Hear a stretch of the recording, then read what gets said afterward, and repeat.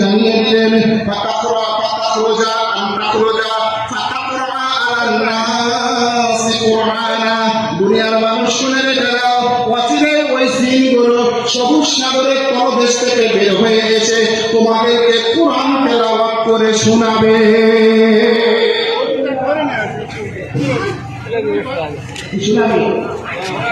শোনাবে কুরআন তেলাওয়াত করে শোনাবে। এখনো মুশকিল, এখনো আমাদের চিন্তা ফিরেনি, এখনো আমাদের চাল চলন ফিরছে না। বাবাজিরা আমার নবী সাল্লাল্লাহু আলাইহি ওয়াসাল্লাম সর্বপ্রথম আলেম বান্দাকে জাহান্নামে উদ্বুদ্ধ করে বলেছেন। কোন আলেম? সেই আলেম যে আলেম নিজেকে আলেম করতে প্রচার করবার জন্য জাহির করবার চেষ্টা করেছে। আজকে সারা পৃথিবীর মানুষ প্রতিযোগিতা শুরু হয়ে গেছে, শুধুমাত্র নিজেকে প্রচার করবার জন্য, নিজেকে জাহির করবার জন্য, নিজের ইলমিয়াতকে প্রকাশের জন্য সারা দুনিয়াব্যাপী আমাদের প্রতিযোগিতা চলছে আলেমদের মাঝে। বলেন তো বাবা, এই হাদিস পাক আমার নবী পাকের বর্ণনা অনুযায়ী উদ্বোধনের কাতারে পড়বে না? পড়বে না বাবা? আমাদের সাবধান সতর্ক থাকতে হবে না? আপনি বলবেন, তারপরে আমি সংক্ষেপ করছি। দ্বিতীয় নাম্বার ব্যক্তিকে আমার নবী পাক বলেছেন যে মানটাকে দিয়ে জাহান্নামে উদ্বোধন করা হবে। দ্বিতীয় নাম্বার ব্যক্তি থাকতে হচ্ছে দানকারী। দান করনেওয়ালা ব্যক্তি, তিনি বলবে, আল্লাহ পাক বললে আমি তোমাকে সম্পদ দিয়েছিলাম, অর্থ দিয়েছিলাম, টাকা দিয়েছিলাম, পয়সা দিয়েছিলাম, কি করেছো এগুলো? বান্দা বলবে, আল্লাহ রাস্তায় দান করেছি, মানুষকে দিয়েছি, গরিব দুঃখীকে দিয়েছি, যাকাত ফিতরা দিয়েছি।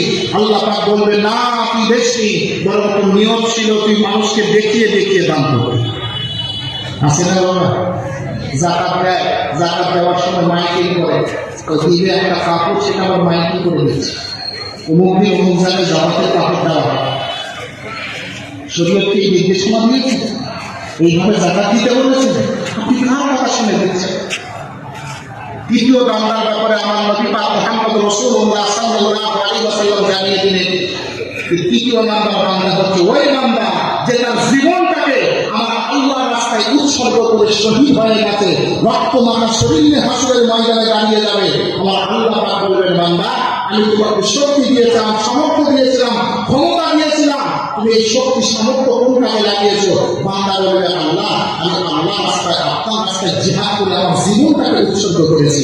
আমার আল্লাহ তার জবাবটা মুখের উপর ছুড়ে ফেলে দেবে, না, তুই বরং জিহাদ করেছিলিস, যুদ্ধ করেছিলিস, সেই কারণে মানুষ যেন তোমাকে যোদ্ধা বলে। কি বলে? মানুষ যেন তোমাকে কি বলে? যোদ্ধা বলে। মানুষ যেন তোমাকে বীর বলে, মানুষ যেন তোমাকে শহীদ বলে, তোমার ছেলেদেরকে মানুষ যেন শহীদের ছেলে বলে, তোমার নাতিপুতিদেরকে মানুষ যেন শহীদের নাতিপুতি বলে। যাও, আমি আল্লাহ পাক বলে দিলাম, তুমি বিদায় হয়ে চলে এসেছো দুনিয়ার জিন্দেগিতে, তোমার ছেলে মেয়েকে শহীদের ছেলে মেয়ে বলা হয়েছে, তোমার নাতিকে শহীদের নাতি বলা হয়ে গেছে। আমি আল্লাহ পাক আমার কাছে তোমার কোনো পাওনা নাই, যাও জাহান্নামে চলে যাও, তোমাকে দিয়ে জাহান্নামে উদ্বোধন হবে। বলুন না নাউজুবিল্লাহ। বাবা বলেন তো, একজন মানুষের জীবনের সবচেয়ে বড় সম্পদ তার নিজের জীবনটা।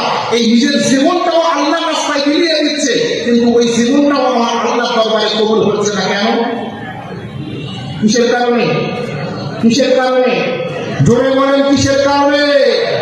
নিয়ত থাকে কোথায়? কোন নিয়তে এখানে এসেছেন? আচ্ছা বলেন, এখানে এত মানুষ বসা আছে, কে একজন এসেছে নিয়ত করে যাওয়ার সময় একটা সাইকেল নিয়ে চলে যাবে? চেহারা দেখে আমাকে ধরে দিতে পারবেন কেউ? চেহারা দেখে ধরে দিতে পারবেন? তো ওর নিয়ত করে এসছে, ওটা আছে কোথায়? ওটা আছে কোথায়? অন্তরে আছে। অন্তর সংক্রান্ত বিদ্যার নামটাই হচ্ছে তরিকাত তাসাউফ। এই তরিকাত তাসাউফ শিক্ষা করা ছাড়া কোনোভাবে আপনার আমার বাঁচার কোনো রাস্তা নাই। আপনাদের মনে হতে পারে, আপনারা মনে করতে পারেন, হুজুর আমরা তো আলেমও নয়, আমরা তো শহীদও নয়, আমরা তো বড় নামদারিও নয়, সুতরাং আমাদের ভয় পাওয়ার কিছু নাই। কিন্তু আমাদের মধ্যেও বড় বিপদ আছে। সে বিপদটা হচ্ছে ইবাদত করনেওয়ালা বান্দার বড় বিপদ হচ্ছে রিয়া। আমি বড় ইবাদত করনেওয়ালা, আমি বড় নামাজ পড়নেওয়ালা, আমি বড় রোজা রাখনেওয়ালা, আমি বড় জিকির করনেওয়ালা, এটা আমাকে প্রচার করতে হবে। এটা কি করতে হবে? প্রচার করতে হবে, জানাতে হবে। বলেন তো, যদি আপনার আমার অন্তরে একবার